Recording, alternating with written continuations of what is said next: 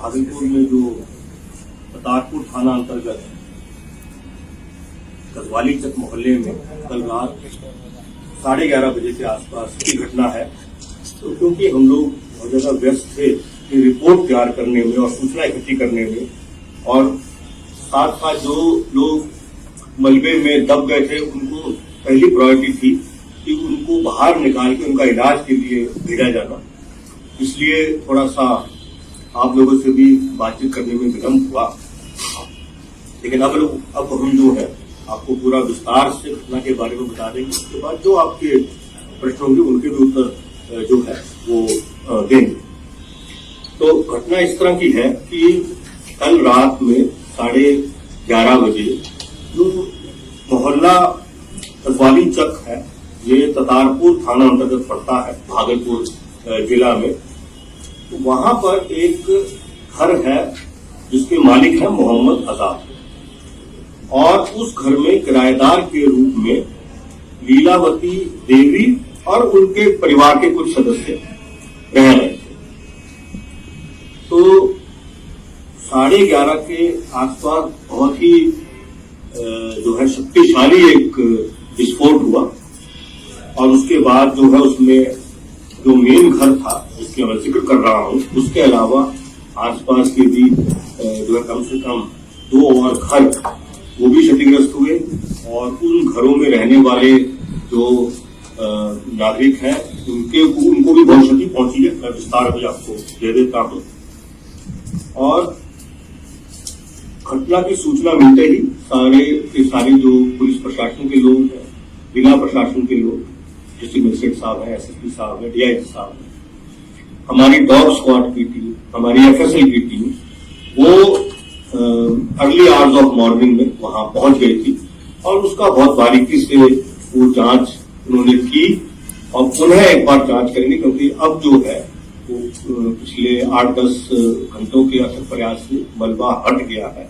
तो एक बार उसको और बहुत गहनतापूर्वक जांच करनी जरूरी है कि मलबा जो बाद में पहले जो था हटा हुआ या जितनी जगह थी उसके हिसाब से कुछ वहां पर चीजें इकट्ठी की गई जो हमारी टीम्स देखती हैं।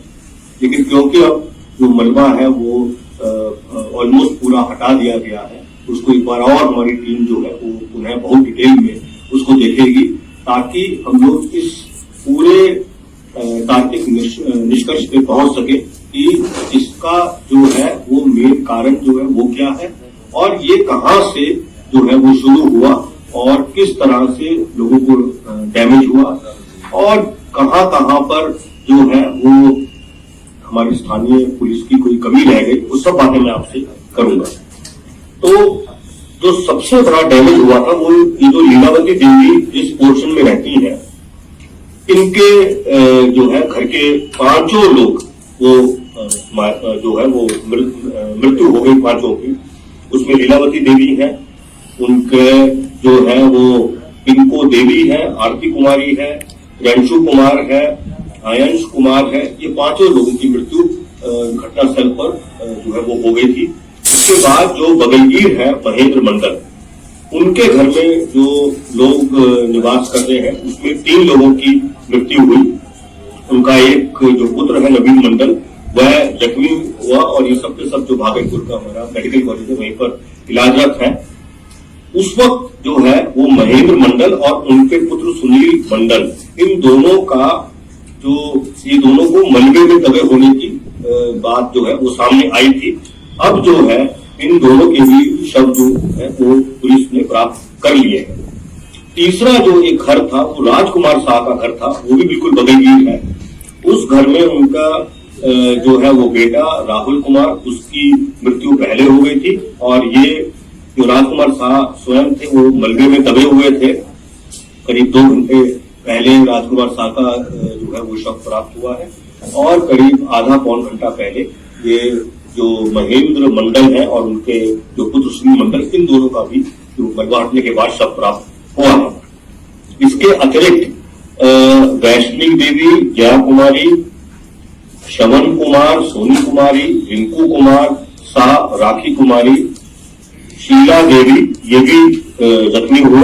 एक और बगल की बिल्कुल बगल का घर है गणेश प्रसाद सिंह, उनकी जो है मृत्यु हुई और एक उनके घर की महिला उर्मिला देवी है, उनकी मृत्यु हुई। एक जख्मी और है उस इलाके में आयशा मंसूर, उनका जो है वो इलाज चल रहा है। ये मैंने आपको केवल तथ्य जो है वो बताएं। थोड़ा सा मैं डिटेल में आपको 2-3 चीज बताना चाहता हूं, वो जरूरी है। मैं बता रहा हूं, अभी जो लेटेस्ट कैजुअलिटी है वो 14 है और जख्मी लोग जो है वह 10 है। ये लेटेस्ट 10 जख्मी, 14 लोगों का, हाँ 14 लोग मृत हैं और जो है वो 10 जख्मी। गंभीर भी है सर? ये अभी कहना मुश्किल है। जो जख्मी लोगों का इलाज चल रहा है और वो बातचीत कर पा रहे हैं, तो अभी ये कहना मुश्किल है कि उनको अंदरूनी या बाहरी कितनी गहरी चोट है। मैं 2-3 चीजें आपको और बताना चाहूंगा। एक तो ये कि जो लीलावती देवी जो है ये विडो है और ये जो घर है, जिस घर में ये एक घर में ये घटना घटी है, इस घर की मालकिन जो है वो लीलावती देवी है। लेकिन समय के साथ साथ कालांतर में जो मोहम्मद आजाद है, इन्होंने वो संपत्ति इनसे खरीद ली, लेकिन इनको किराए पर, इनको और इनके परिवार को किराए पर ही रहने दिया। ये पहले से ही ये पटाखा वगैरह बनाने का काम करती रही है इनका ये परिवार। और मोहम्मद आजाद जो है वो ग्रिल बनाने का काम करते हैं, जो खिड़कियों पे दरवाजों पे ग्रिल लगते हैं उसका काम जो है वो है करते हैं।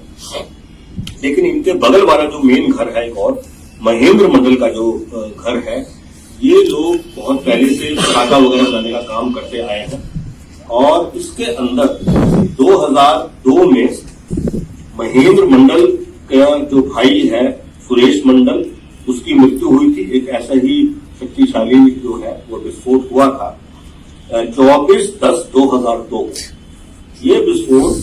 ये विस्फोट जो है उस वर्ष जो दिवाली थी उसके 3 दिन पहले हुआ था। और इस संबंध में ततारपुर थाने का कांड संख्या 705/2002 दिनांक 24/10/2002 को जो है वह दर्ज हुआ था। इस घटना में जो सुरेश मंडल, उनके भाई जो है, ये जो महेंद्र मंडल के एक भाई सुरेश मंडल, उनकी मृत्यु हुई थी। बेटिनी देवी जो महेंद्र मंडल के एक और भाई हैं सुभाष मंडल, उनकी पत्नी, इनकी मृत्यु हुई थी। और 2 और लोग रवि कुमार राम और शीला देवी, इनकी भी मृत्यु हुई थी। 2003 में पुलिस ने अनुसंधान समाप्त करते हुए अपना फाइनल फॉर्म सबमिट किया था न्यायालय में 2003 में। इन चारों को मृत दिखा दिया। जो घटनास्थल है, उस घटनास्थल पे जो सवेरे की हमारी टीम गई थी, उन टीम को जो चीजें मिली हैं वो मैं बता रहा हूँ। एक तो जो पटाखा बनाने के जो रैपर्स होते हैं, तो पटाखा जब भी बनता है उसके ऊपर रैपर लगाए जाते हैं चमकीले, वो मिले हैं काफी संख्या में। प्लास्टिक की कुछ शीट्स मिली हुई हैं कटी हुई, जिन पर संभवतः वो लोग उनको जोड़ते हैं, असेंबल करते हैं। और काफी बड़ी मात्रा में लूर जो बारूद होता है, जो बुनियादी तौर पे कॉम्बिनेशन रहता है अमोनियम नाइट्रेट का और सल्फर का, और उसके आगे भी इसमें और भी चीजें ऐड की जाती हैं, वो जो है मिला।